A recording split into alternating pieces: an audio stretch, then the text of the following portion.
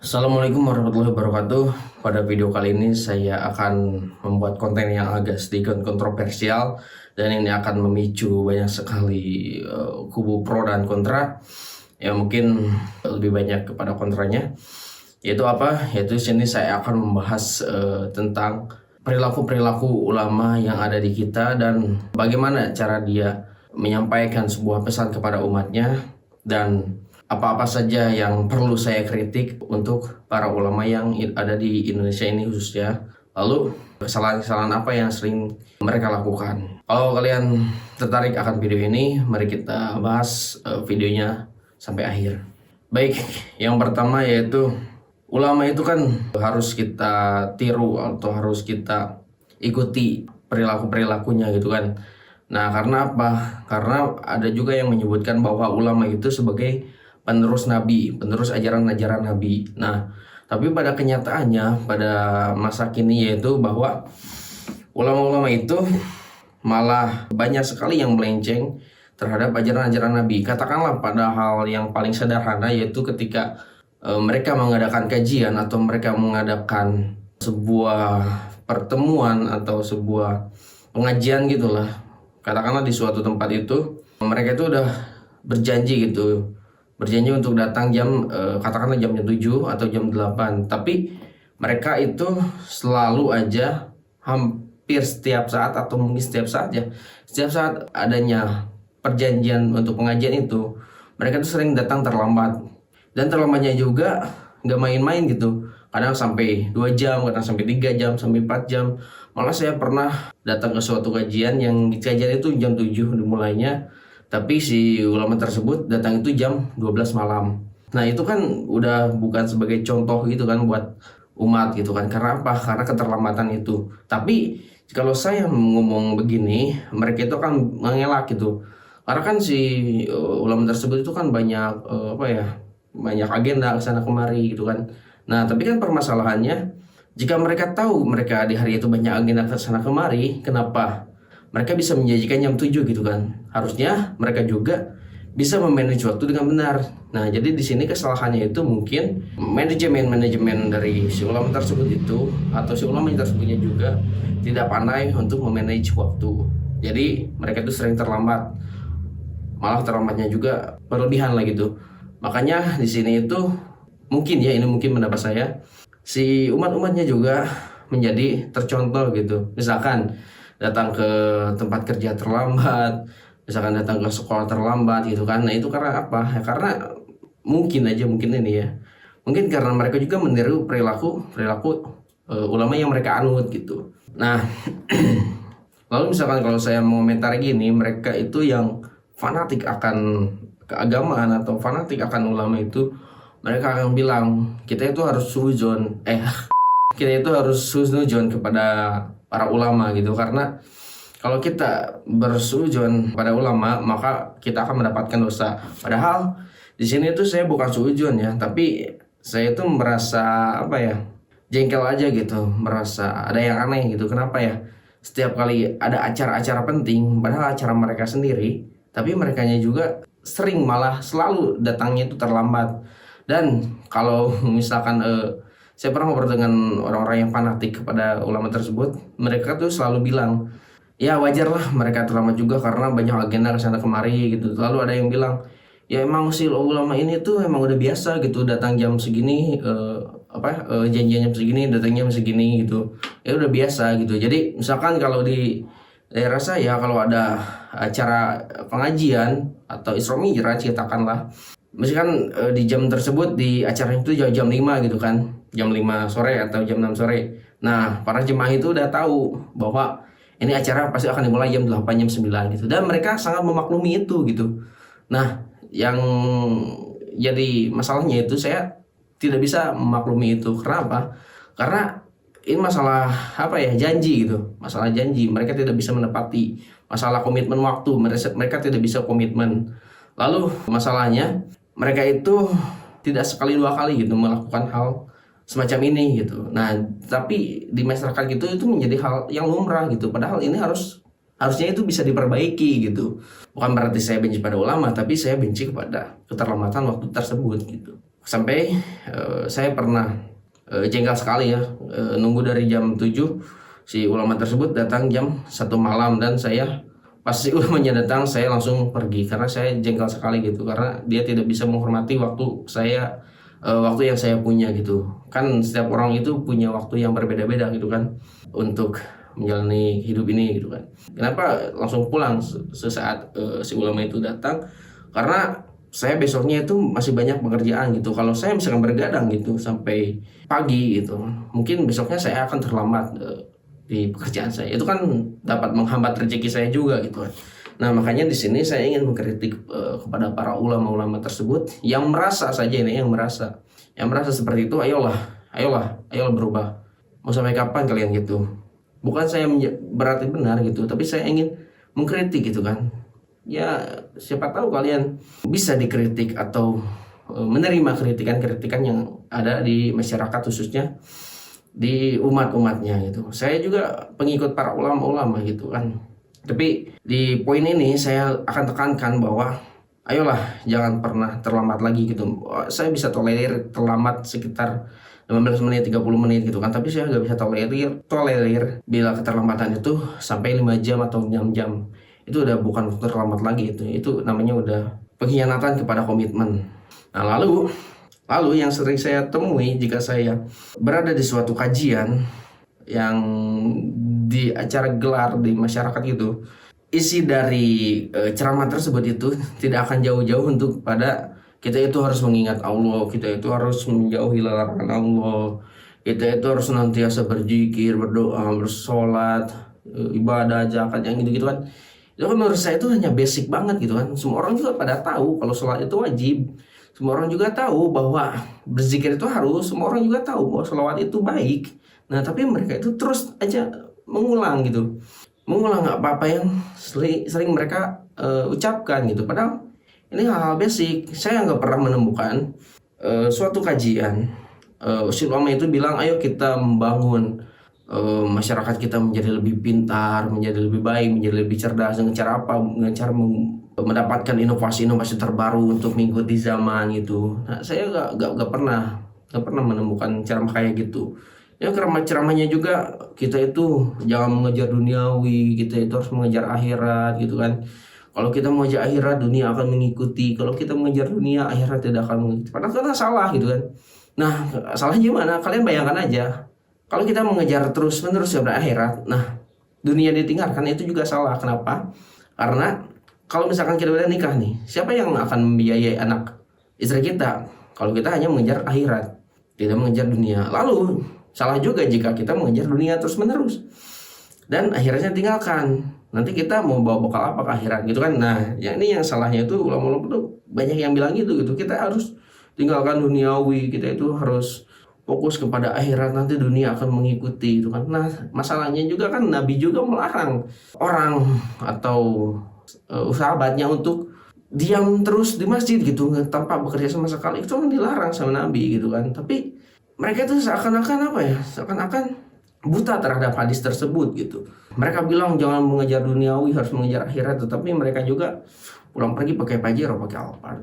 Itu apa namanya? Duniawi atau bukan? Itu kan bisa dikejar lewat duniawi gitu kan. Nah, lalu jika kita terus-menerus mengejar akhirat tanpa dunia, dan siapa yang bisa bikin masjid? Siapa yang bisa bikin pesantren? Siapa yang bisa bikin jalan? Siapa yang bisa bikin rumah? Atau kita bedah rumah atau renovasi rumah untuk orang yang tidak mampu? Itu siapa? Orang kaya kan? Itu yang mengejar duniawi kan? Jelas dunia aja tidak cukup dan akhirat aja juga tidak cukup.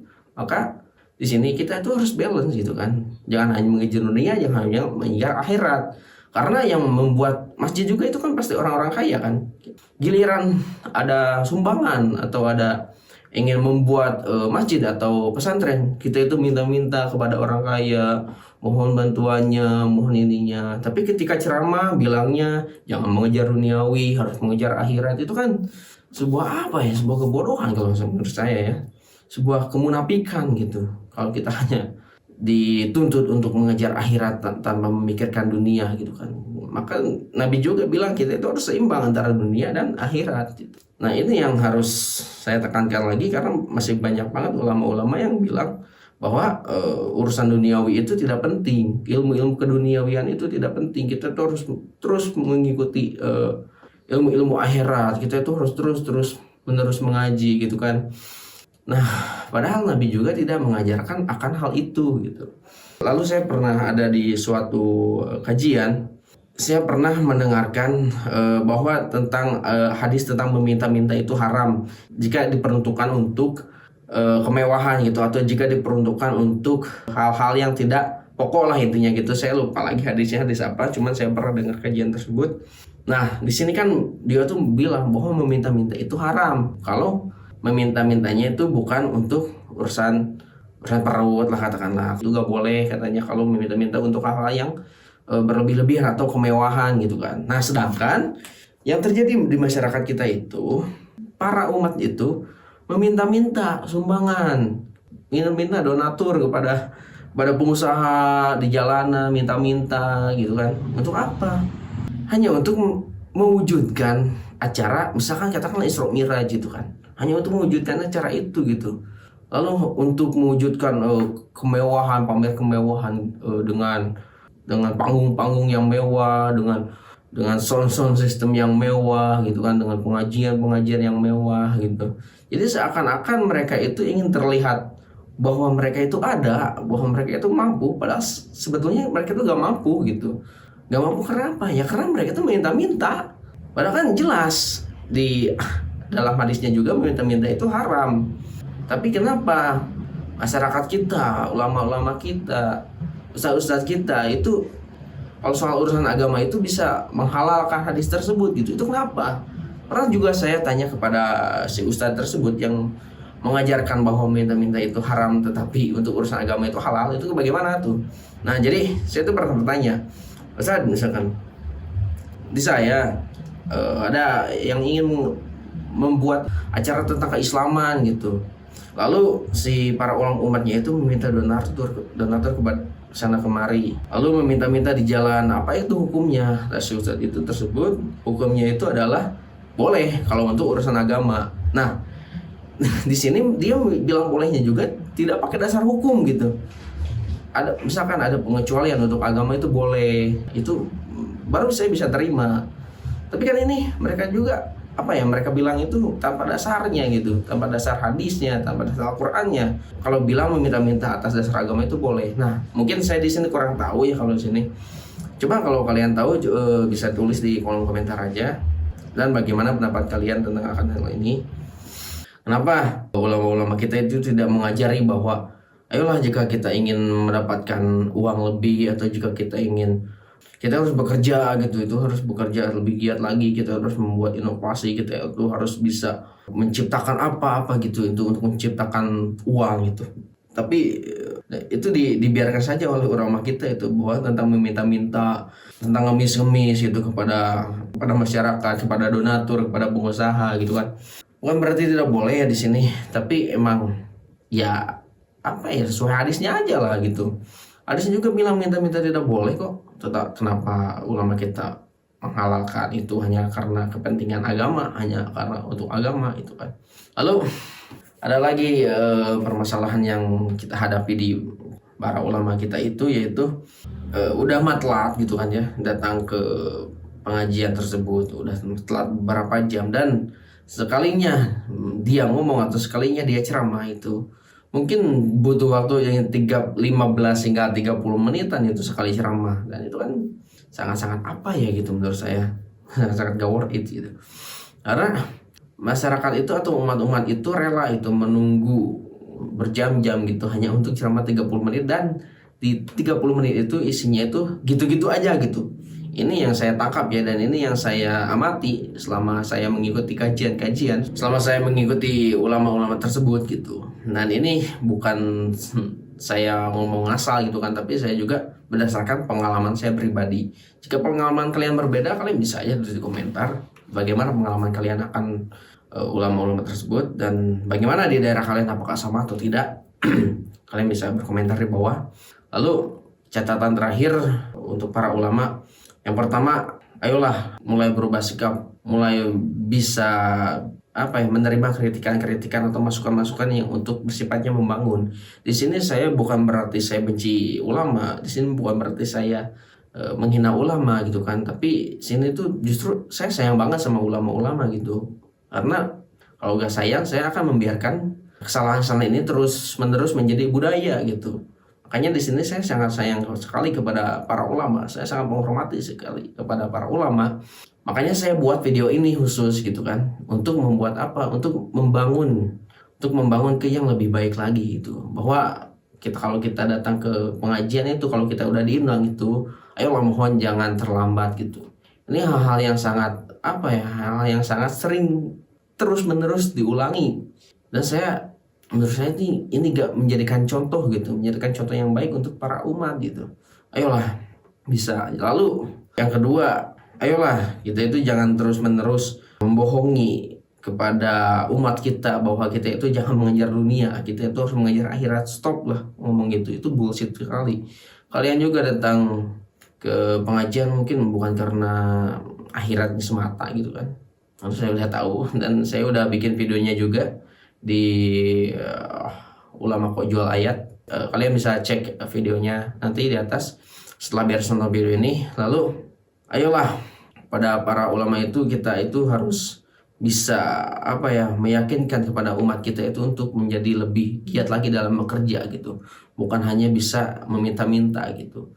Karena kan jelas juga hadisnya dari meminta-minta itu haram hukumnya. Tetapi kenapa kalian selalu ada pembelaan gitu atas hadis tersebut? Kalian selalu menafsirkan semau kalian. Kalian selalu apa ya, menafsirkan atas dasar kepentingan pribadi gitu. Bahwa kalau meminta-minta untuk urusan agama, untuk mengundang kalian itu, kalian jadi diperbolehkan gitu. Ayolah rubah sikap tersebut.